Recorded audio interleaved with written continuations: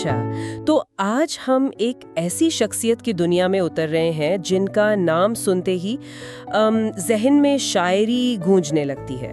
عمر خیام۔ جی ہاں۔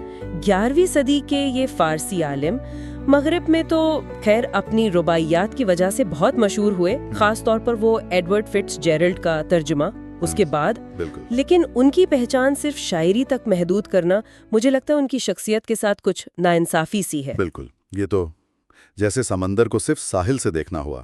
خیام وہ ایک شاندار ریاضی دان تھے، ایک نہایت قابل ماہر فلکیات اور گہری سوچ رکھنے والے فلسفی بھی تھے۔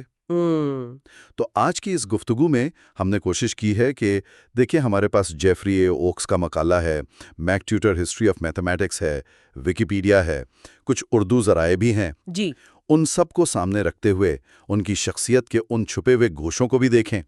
وہ سائنسدان جو شاعری کر رہا تھا، وہ ریاضی دان جو ستاروں کو دیکھ رہا تھا۔ یعنی ہم صرف ان کی رباعیوں کے پیچھے نہیں بھاگیں گے، بلکہ یہ سمجھنے کی کوشش کریں گے کہ یہ مختلف پہلو، ریاضی، فلکیات، فلسفہ، شاعری، یہ سب ایک ہی شخص میں کیسے جمع تھے۔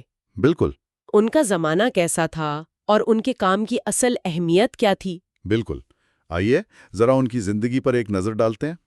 پیدائش ہوئی نیشاپور، ایران میں 1048 عیسوی میں، اچھا۔ اور وہیں 1131 میں وفات پائی۔ پورا نام تھا ان کا غیاث الدین ابو الفتح عمر بن ابراہیم نیشاپوری الخیامی۔ الخیامی، یہ نسبت؟ الخیامی، جی، شاید خیمہ سازی کا کوئی خاندانی پیشہ تھا، اس طرف اشارہ ہے۔ اچھا، نیشاپور تو اس زمانے میں علم کا بڑا مرکز تھا۔ بہت بڑا۔ وہاں ابتدائی تعلیم کے بعد انہوں نے بخارا اور سمرقند جیسے علمی مراکز کا رخ بھی کیا، مطلب علم کی پیاس تو تھی ان میں۔ ظاہر ہے، اور سمرقند میں انہیں ایک اہم سرپرست ملے، قاضی ابو طاہر عبد الرحمن۔ انہی کی حوصلہ افزائی سے انہوں نے الجبرا پر اپنا وہ مشہور رسالہ لکھا تھا۔ پھر قسمت انہیں اصفہان لے گئی، جہاں طاقتور سلجوقی سلطان ملک شاہ اول جی، اور ان کے مشہور وزیر نظام الملک کی نظر ان پر پڑی۔ یہ وہ دور تھا جب سلجوقی سلطنت عروج پر تھی، لیکن سیاسی طور پر ایک ہلچل بھی تھی۔ خیام نے خود لکھا ہے کہ اس زمانے میں اہل علم کے لیے حالات ہمیشہ آسان نہیں تھے۔ اور اصفہان میں ہی وہ مشہور رصدگاہ قائم ہوئی 1074 میں، جس کے وہ سربراہ بنائے گئے۔ جی ہاں، ملک شاہ نے انہیں یہ ذمہ داری سونپی۔ تقریباً 18 سال تک وہ اس رصدگاہ سے وابستہ رہے، جہاں انہوں نے فلکیات میں بہت اہم کام کیا۔ 18 سال؟ جی، کافی لمبا عرصہ ہے۔ جی، لیکن 1092 میں ایک بڑا موڑ آیا۔ پہلے نظام الملک کا قتل ہوا، اور کچھ عرصے بعد سلطان ملک شاہ بھی وفات پا گئے۔ تو ان کی سرکاری سرپرستی ختم ہو گئی؟ ہاں، ایک طرح سے رصدگاہ کی فنڈنگ رک گئی اور خیام کے لیے حالات مشکل ہو گئے۔ کچھ روایات کے مطابق ان کے آزاد خیالات کی وجہ سے ان پر مذہبی حلقوں کی طرف سے تھوڑا دباؤ بھی آیا۔ اچھا۔ شاید اسی لیے انہوں نے حج مکہ کا سفر کیا، تاکہ وہ جو شکوک و شبہات تھے انہیں دور کیا جا سکے۔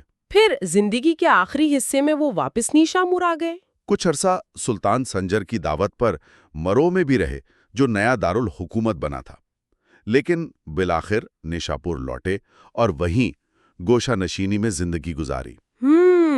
ان کے ایک شاگرد ہیں نظامی عروضی، انہوں نے ان کی قبر کے بارے میں ایک بڑا خوبصورت واقعہ لکھا ہے۔ کیا؟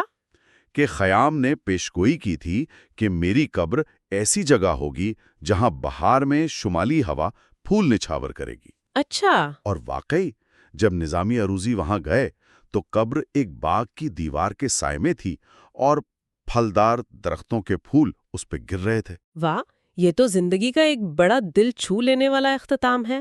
اچھا، اب ذرا ان کے اس کام کی طرف آتے ہیں جو ان کی شاعری کی چکا چوند میں اکثر دب جاتا ہے، ریاضی میں ان کا کام۔ سنا ہے وہ غیر معمولی تھا؟ غیر معمولی شاید کم لفظ ہے۔ ان کی کتاب رسالہ فی البراہین علی مسائل الجبرا والمقابلہ، یعنی الجبرا کے مسائل کے دلائل پر مقالہ، یہ تو ایک سنگ میل ہے۔ الجبرا پر؟ جی، اور اس کے علاوہ ایکلیڈس کی جیومیٹری پر ان کا تبصرہ، شرح ما اشکل من مصادرات کتاب ایکلیڈس، یہ بھی بہت اہم ہے۔ الجبرا والی کتاب میں کیا خاص بات تھی؟ سب سے اہم بات درجہ سوم مساوات، کیوبک ایکویشنز۔ کیوبک یعنی ایکس کیوب والی؟ جی ہاں، وہ مساوات جن میں نامعلوم مقدار کی طاقت 3 تک جاتی ہے، جیسے x³ + bx = cx² + d۔ خیام نے پہلی بار ان تمام مساوات کی باقاعدہ درجہ بندی کی اور ان کا حل پیش کیا، مگر یہ حل آج کے الجبرائک فارمولوں جیسا نہیں تھا۔ تو پھر کیسا تھا؟ انہوں نے ان مساوات کو ہندسی طریقے سے حل کیا، جیومیٹریکل طریقے سے۔ جیومیٹری سے؟ جی، یعنی انہوں نے دکھایا کہ ان مساوات کا حل 2 خاص قسم کے منحنی خطوط، کونک سیکشنز، جیسے پیرابولا؟ ہاں، جیسے 2 پیرابولا یا ایک پیرابولا اور ایک دائرہ، جہاں ایک دوسرے کو کاٹتے ہیں، اس نقطے سے معلوم کیا جا سکتا ہے۔ یہ تو حیران کن ہے، مطلب الجبرا کے مسئلے کو جیومیٹری سے حل کرنا۔ اور یہ انہوں نے 11ویں صدی میں کیا۔ بالکل۔ یہ تو یورپ میں 16ویں صدی میں کارڈانو، ٹاٹاگلا وغیرہ کے کام سے صدیوں پہلے کی بات ہے۔ بالکل۔ اور یہی ان کی ذہانت تھی۔ اس وقت درجہ سوم مساوات کو خالص الجبرائی طریقے سے حل کرنے کے وہ عمومی فارمولے نہیں تھے جو بعد میں یورپ میں دریافت ہوئے۔ خیام کا یہ قدم الجبرا اور جیومیٹری کو اس طرح جوڑنا ایک بہت بڑی پیش رفت تھی۔ انہوں نے یہ بھی نوٹ کیا کہ ایسی مساوات کے ایک سے زیادہ مثبت حل، پازیٹیو روٹس، ہو سکتے ہیں۔ وہ جیفری اوکس کا مقالہ بھی اسی نقطے پر زور دیتا ہے نا، کہ خیام کس طرح الجبرا کو اقلیدس کے جیومیٹری کی بنیادوں سے جوڑ رہے تھے۔ اوکس اسے خیام کی سائنسی نظر ثانی کہتے ہیں۔ الگ الگ دنیایں تھیں ایک طرح سے۔ اچھا، کیسے؟ ایک تو یونانی نظریاتی ریاضی تھی، جس میں عدد صرف مثبت صحیح عدد ہوتا تھا، مطلب 1 2 3۔ ٹھیک ہے۔ اور دوسری تھی عملی ریاضی، جس میں الجبرا دان کسروں کو، جڑوں کو، ان سب کو بھی عدد مان کر حساب کتاب کرتے تھے۔ تو خیام نے کیا کیا؟ خیام نے ان دونوں کے درمیان ایک پل بنانے کی کوشش کی۔ انہوں نے الجبرا میں استعمال ہونے والی نامعلوم مقداروں، جیسے شے یعنی x یا مال یعنی x²، جی، ان کو ایک نیا تصور دیا، مقدار کا، کوانٹٹی کا، جو متصل مقداروں، کنٹینیوس میگنیٹیوڈز جیسے لمبائی یا رقبہ سے ماخوذ تھا، لیکن خود بے جہت تھا، ڈائمینشن لیس۔ اچھا، یہ تھوڑا پیچیدہ لگ رہا ہے۔ مطلب یہ ایک تجریدی تصور تھا جو صرف گنتی کے اعداد تک محدود نہیں تھا۔ اس سے قصوروں اور غیر ناطق جڑوں، irrational روٹس کو بھی ایک مضبوط نظریاتی بنیاد مل گئی۔ انہوں نے ایک طرح سے متصل عدد کا تصور پیش کیا، جس نے الجبرا کو زیادہ وسیع اور منطقی بنیاد فراہم کی۔ تو وہ صرف مساوات حل نہیں کر رہے تھے، بلکہ ریاضی کی زبان اور اس کی بنیادوں پر غور کر رہے تھے۔ یہ تو واقعی ایک فلسفی ریاضی دان کا کام لگتا ہے۔ بلا شبہ انہوں نے واضح کیا کہ ہنسی حل صرف وجود کو ثابت کرتا ہے کہ حل موجود ہے، لیکن عددی حل ایک الگ چیز ہے۔ ان کی اپنی ایک مساوات بھی تھی، x³ + 200x = 20x² + 2000، جی، جسے انہوں نے ہائپربولا اور دائرے کے ذریعے حل کر کے دکھایا۔ اچھا۔ الجبرا کے علاوہ جیومیٹری میں بھی ان کا کام اہم بتایا جاتا ہے، خاص طور پر اقلیدس کے متوازی مفروضے پر، پیرالل پوسٹولیٹ۔ جی ہاں، اپنی کتاب شرح ما اشکل میں انہوں نے اقلیدس کے 5ویں مفروضے کو ثابت کرنے کی کوشش کی۔ یہ مفروضہ صدیوں سے ریاضی دانوں کے لیے ایک چیلنج بنا ہوا تھا۔ خیام کی کوشش اس لیے اہم تھی کہ وہ پیٹیٹیو پرنسپی کے منطقی مغالطے سے بچنے کی کوشش کر رہی تھی، یعنی دلیل میں وہی بات پہلے سے فرض کر لینا جسے ثابت کرنا ہو۔ انہوں نے کیا طریقہ اپنایا تھا؟ انہوں نے خاص قسم کی چوکور، کوڈریلیٹرل کا استعمال کیا، جسے آج کل خیام ساکری چوکور کہتے ہیں۔ اچھا۔ انہوں نے اس چوکور کے اوپر والے 2 زاویوں کے بارے میں 3 ممکنہ صورتیں پیش کیں، یا تو وہ دونوں قائمہ ہوں گے 90 ڈگری، یا دونوں حادہ 90 سے کم، یا دونوں منفرجہ 90 سے زیادہ۔ ٹھیک۔ انہوں نے ثابت کیا کہ حادہ اور منفرجہ والی صورتیں متوازی مفروضے کی نفی کرتی ہیں اور قائمہ زاویہ والی صورت اسے ثابت کرتی ہیں۔ اگرچہ وہ اسے مکمل طور پر ثابت نہیں کر پائے، لیکن ان کا یہ کام غیر اقلیدی سی جیومیٹری، نان یوکلیڈین جیومیٹری کی طرف ایک اہم قدم تھا، جس کی بنیادیں صدیوں بعد رکھی گئیں۔ تو ان کے کام نے بعد کے ریاضی دانوں جیسے نصیر الدین طوسی اور یورپ میں ساکری وغیرہ کے لیے راستہ ہموار کیا۔ بالکل۔ ریاضی میں ایک اور دلچسپ پہلو ان کی ایک ممکنہ گمشدہ کتاب مشکلات الحساب سے متعلق ہے۔ گمشدہ کتاب؟ جی، کہا جاتا ہے کہ اس میں انہوں نے nth جذر یعنی nth روٹ نکالنے کے لیے بائنومیل تھیورم کے استعمال کا ذکر کیا۔ او اور اس کے عددی سروں کویفیشنٹس کے تکونے کو بھی بیان کیا، جسے آج ہم پاسکل کا تکونا یا بعض اوقات خیام کا تکونا کہتے ہیں۔ پاسکل سے بھی پہلے؟ ہاں، حالانکہ اس تکونے کا ذکر اسلامی دنیا میں ان سے پہلے الکرجی بھی کر چکے تھے، لیکن خیام نے اسے ایران میں مزید متعارف کروایا۔ یہ ظاہر کرتا ہے کہ وہ نظریاتی ریاضی کے ساتھ ساتھ عددی حساب کتاب نیومیریکل میتھڈز میں بھی مہارت رکھتے تھے۔ ریاضی میں تو ان کا کام واقعی شاندار اور اپنے وقت سے بہت آگے تھا۔ اب ذرا ان کی فلکیاتی خدمات پر بات کرتے ہیں۔ اصفہان کی رصدگاہ اور جلالی کیلنڈر۔ جی، اصفہان کی رصدگاہ میں انہوں نے جو سب سے بڑا کارنامہ سر انجام دیا وہ تھا کیلنڈر کی اصلاح۔ 1079 میں انہوں نے اور ان کے ساتھیوں نے سلطان ملک شاہ کے لیے ایک نیا شمسی کیلنڈر ترتیب دیا، جسے جلالی کیلنڈر کہا جاتا ہے۔ بالکل جلالی کیلنڈر۔ اس کی خاص بات کیا تھی؟ اس کی غیر معمولی درستگی، ایکیوریسی۔ خیام کی ٹیم نے شمسی سال کی لمبائی کا حساب لگایا، 365/24/21/85/81/15 6 دن۔ یہ تو آج کے جدید پیمائش کے بہت ہی قریب ہے۔ بہت ہی قریب۔ اس کیلنڈر میں لیپ سال کا ایک بہت ہی ذہین 33 سالہ نظام استعمال کیا گیا تھا۔ سنا ہے یہ آج کے گریگورین کیلنڈر سے بھی زیادہ درست ہے؟ تقابلی طور پر کہا جا سکتا ہے۔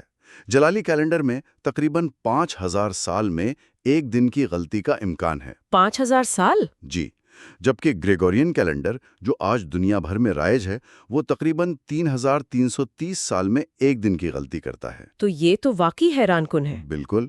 آج کا جو ایرانی کیلنڈر ہے وہ اسی جلالی کیلنڈر کی جدید شکل ہے۔ لیکن افسوس کہ ملک شاہ کی وفات کے بعد رصدگاہ کا کام رک گیا۔ جی، وہ کام آگے نہ بڑھ سکا۔ کیا وہ نجوم یعنی ایسٹرولوجی میں بھی دلچسپی رکھتے تھے؟ اس بارے میں ملے جلے شواہد ہیں۔ انہیں کبھی کبھار شاید درباری حیثیت میں پیشگوئیاں کرنی پڑتی ہوں گی، لیکن زیادہ تر روایت سے یہی لگتا ہے کہ وہ علم النجوم کی سائنسی حیثیت پر یقین نہیں رکھتے تھے اور اسے زیادہ اہمیت نہیں دیتے تھے۔ تو یہ ہے خیام، ایک ذہین ریاضی دان اور ایک ماہر فلکیات۔ اب آتے ہیں ان کی اس شناخت کی طرف جس نے انہیں لازوال شہرت دی، ان کی شاعری یعنی رباعیات۔ جی، اور یہیں پر خیام کی شخصیت مزید دلچسپ اور پیچیدہ ہو جاتی ہے۔ رباعی یعنی 4 مصروں کی نظم فارسی شاعری کی ایک قدیم صنف ہے۔ ٹھیک۔ خیام سے منسوب رباعیوں نے خاص طور پر فٹز جرالڈ کے ترجمے کے بعد مغرب میں دھوم مچا دی۔ لیکن کیا یہ ساری رباعیات واقعی خیام کی ہیں؟ یہ سوال تو اکثر اٹھایا جاتا ہے۔ یہ ایک بڑا علمی معمہ ہے اصل میں۔ سب سے پرانے ذرائع میں جیسے 12ویں اور 13ویں صدی کے تذکروں میں خیام کی چند رباعیات کا حوالہ ملتا ہے۔ صرف چند؟ جی، لیکن وقت کے ساتھ ساتھ ان سے منسوب رباعیات کی تعداد سینکڑوں بلکہ ہزاروں تک پہنچ گئی۔ ایک مشہور قدیم نسخہ ہے 1460 کا، بوڈلین MS اوزلی 14، اس میں 158 رباعیات ہیں، لیکن ماہرین جیسے ڈبلوئے ہیں ان کا خیال ہے کہ ان میں سے بھی بہت کم ہی مستند طور پر خیام کی کہی جا سکتی ہیں۔ تو پھر اتنی ساری رباعیات ان کے نام سے کیسے منسوب ہو گئیں؟ کیا وجہ ہو سکتی ہے؟ شاید شاعری ان کے لیے کوئی مرکزی کام نہیں تھا بلکہ ایک ذاتی مشغلہ تھا۔ اس دور کے دوسرے بڑے علماء جیسے ابن سینا، غزالی، توسی، انہوں نے بھی رباعیاں کہی ہیں۔ اچھا۔ ممکن ہے خیام کی اپنی چند رباعیاں اپنے منفرد انداز اور خیالات کی وجہ سے مشہور ہوئیں، اور بعد میں اسی رنگ کی دوسری رباعیاں بھی لوگوں نے ان کے نام سے منسوب کرنا شروع کر دی۔ یہ شہرت کا خراج بھی ہو سکتا ہے۔ ان رباعیات کے مضامین کیا ہیں؟ ان میں کیا خاص بات ہے جو لوگوں کو اتنی پسند آئی؟ ان میں گہری فلسفیانہ سوچ ہے، تشکیک ہے، اسکیپٹسزم، اور وجودی سوالات ملتے ہیں۔ جیسے زندگی کا لطف اٹھانے کی بات، کارپے ڈیم، وقت کی ناقدری نہ کرنا، تقدیر کے سامنے انسان کی بے بسی، کائنات کے رازوں پر حیرت، موت اور زندگی کی حقیقت اور دنیا کی بے ثباتی۔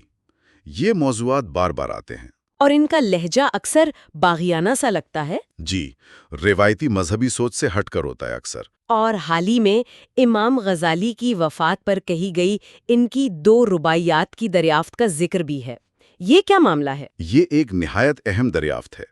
عام طور پر خیام اور امام غزالی، جو فلسفے کے بڑے ناقد تھے، جی ہاں، ان کے درمیان ایک علمی مخاصمت یا کم از کم سرد مہری سمجھی جاتی تھی۔ کچھ روایتوں میں تو انہیں ایک دوسرے کا حریف بھی دکھایا گیا ہے۔ تو ان رباعیات سے کیا پتہ چلتا ہے؟ یہ 2 رباعیات جو ایک پرانے مخطوطے میں ملی ہیں وہ غزالی کی وفات پر کہے گئے مرثیے کی طرح ہیں۔ مرثیہ؟ جی، ان میں غزالی کی علمی عظمت کا اعتراف ہے اور ان کی موت پر افسوس کا اظہار ہے۔ یہ اس روایتی تصویر سے بالکل مختلف ہے بالکل۔